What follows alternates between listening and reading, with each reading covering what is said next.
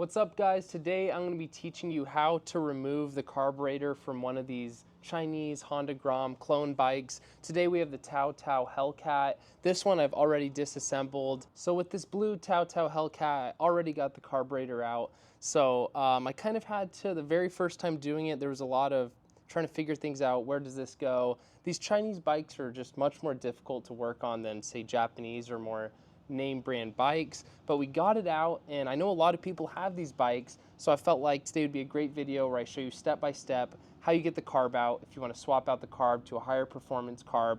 I hear these are not great. I bought both of these bikes for $500. They're non-running, dead batteries, supposedly need fuel flush, carb, spark plug, tune-up, so hopefully we can get it running. But yeah, these carbs, these look like junk. So today I'm going to show you though how to get them out.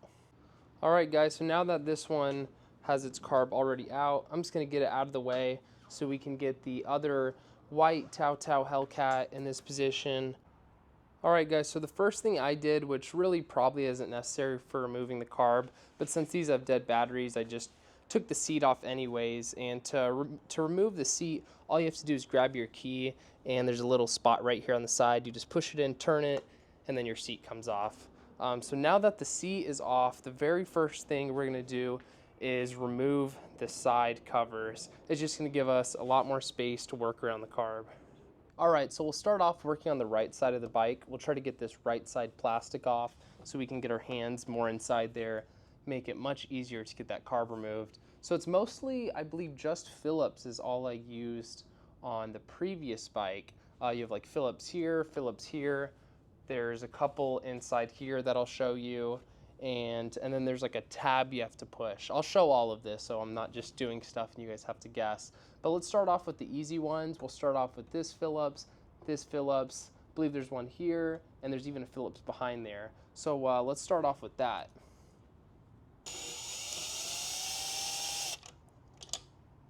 Got that removed.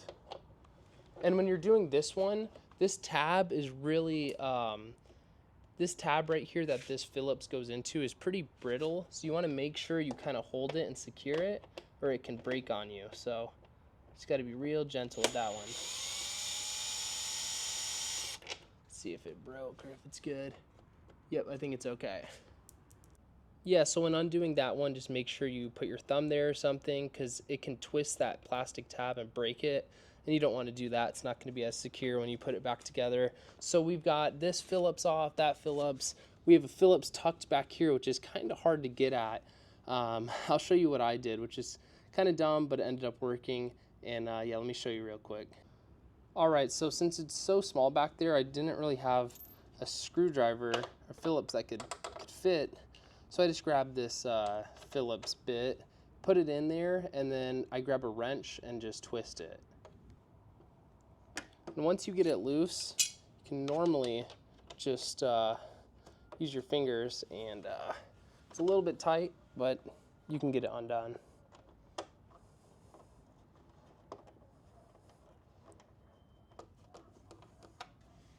There we go. Okay, now that we got this Phillips off, you're going to want to kind of try to maneuver it. You may want to get a flat... Right, so once you remove that center Phillips, you still have to get this cover off, which is, it's kind of weird, it's kind of tight in there, so I had to just kind of move it around. But I believe if you get a couple of just flathead, you can just pop that cover right off, so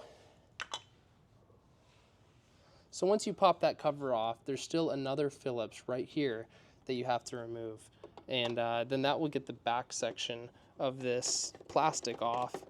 And we just have a few more screws to do, and hopefully this right side will come off easily, and we'll move over to the left side. So there is that Phillips off of there. All right, so we got this back section nice and loose. That's taken. So we have a Phillips here we have to undo. We have, I believe there's a couple Phillips right here we have to undo. And then a tab, I believe, and it should come off. So let's work on that.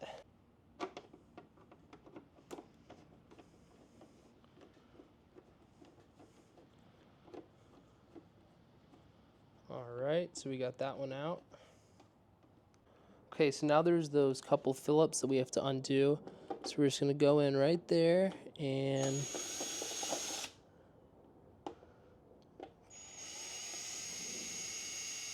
that one's out, and let's see if we can get this one. Oh, make sure I get the angle for you guys. Okay. So now that those are both out, I believe we just have a tab, but I'll show you. So it's going to be a bit hard to see, but if you lift your hand up here, you're going to feel a little rubber grommet tab, and that should just push straight out, just like that. So it was in this clip, pushed out. So now this should come out. Okay, so like I was saying, we got that rubber tab out. So you can see it's pretty loose. And I think there might be one more tab that you just have to pull directly sideways. Yep. So there's a tab right here that goes there, pulls straight out. And then you have a tab here that goes right here. So there's your right side plastic out. And when you're doing this, just try to stay organized, try to keep all your hardware together. And I'd recommend moving all these plastics, because if you accidentally step on it, these Chinese plastics are really brittle. Don't want to crack it. Don't want to have to worry about ordering that. But you can see the right side opened up a lot more space. Now we just have to do the same thing on the left side.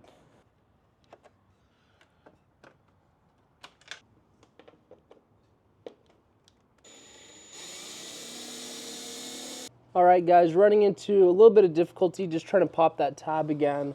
It's right back here. I'm gonna try to record. It's kind of hard to do one-handed. But you just gotta pop that with one hand, lift up, and there it goes, just like that. All right, so kind of ran into a bad situation. This Phillips looks like it's stripped. I don't know if we're gonna be able to undo it. If not, I don't know what we're gonna do. We're gonna have to figure that out. All right, guys, I think we made some progress here. Just have to put a lot of pressure in. And yes, if you're working on these bikes, be gentle. You definitely don't want to strip the hardware. I mean, these are Chinese components. They're not going to hold up as well as, say, Japanese bikes. You got to be really gentle. I guess whoever tried to mess with this last stripped this pretty bad. It just makes working on the bike unnecessarily difficult.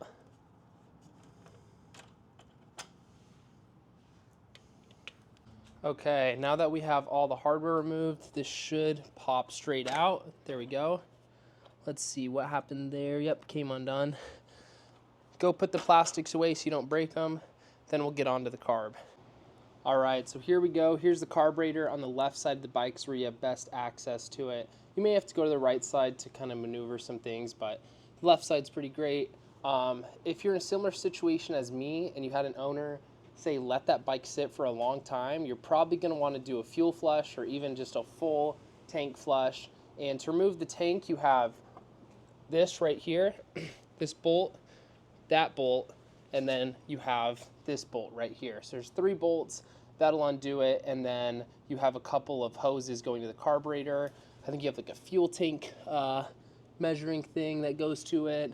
You just have to undo that and then you can pull the tank off. But for today's video, we're just showing you how to remove the carb now. So I'm gonna get I'm gonna put this on the tripod, try to get some close-up video so you guys can really see what I'm doing, and we'll get this carburetor out of here. All right, guys, so the first thing I'm gonna do to get this carb removed is here we have so here's our air box, goes to the carb, that's how the engine's gonna breathe. So we have a little clamp right here, it's a Phillips. We're just gonna loosen that. You don't have to back it out all the way, just get it loose. I just back it out a decent amount just to make sure that we have clearance to get it around this end of the carburetor. So we're gonna loosen that right there.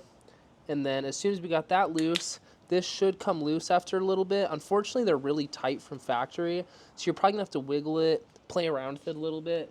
So after we undo that, there's 2 8mm bolts that go from kind of motor side of the carburetor. We're gonna undo those 8mm bolts. They'll come out, and we'll start to have more wiggle room to get this carburetor out of there. There's still a couple other things you gotta remove. Your petcock for fuel is actually on right behind the air box. So I like to just turn it to off. because it's going to be a little bit less messy. If you leave it on, just going to dump fuel everywhere. You're still going to probably have some fuel that dumps, but it's good to do that.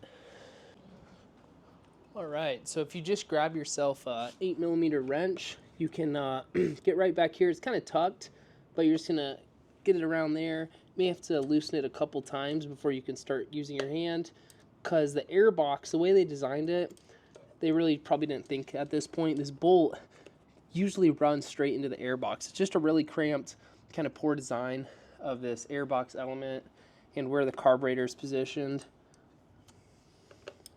But there's still just enough room to where you can get that bolt out and clear it free.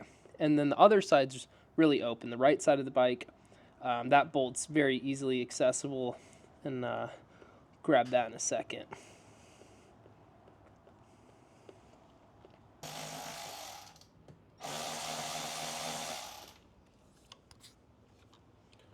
All right, got that bolt out.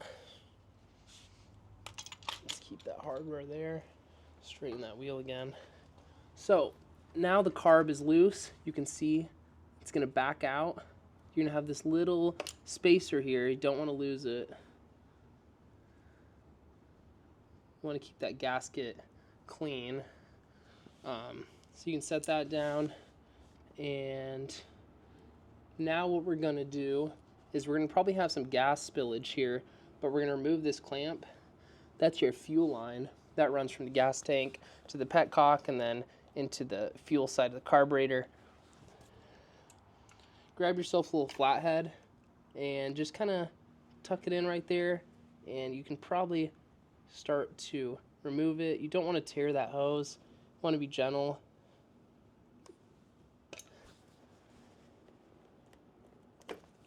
And we can see that discoloration of the fuel. I like to just try to tuck that fuel line so we don't spill an unnecessary amount.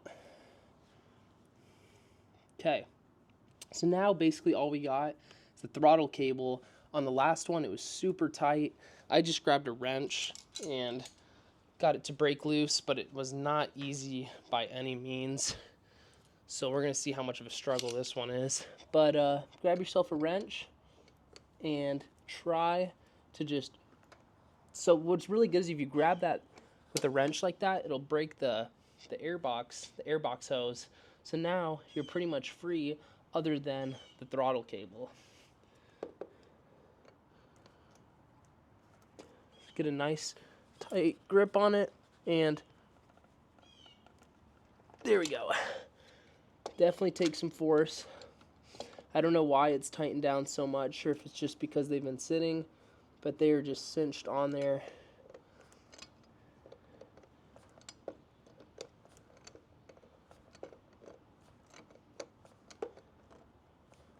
And you're just going to have to make your way around it, loosening it, and we'll pretty much have the carb free after that. So, just loosen with your hands once it gets loose enough, and that throttle cable should just pop straight out the top of the carburetor.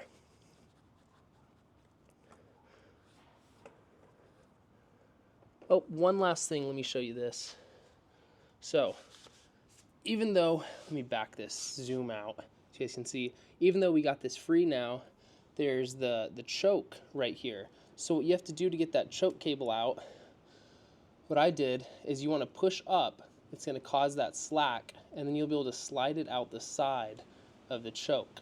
So once that slack's created, you'll be able to slide it out, and then you can loosen this bracket, it'll pop off.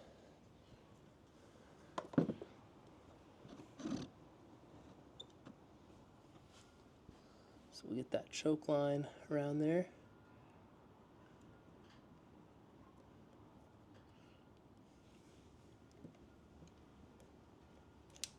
Pop that off, and then finally loosen that bracket for that choke cable. Just a little bit tricky to see.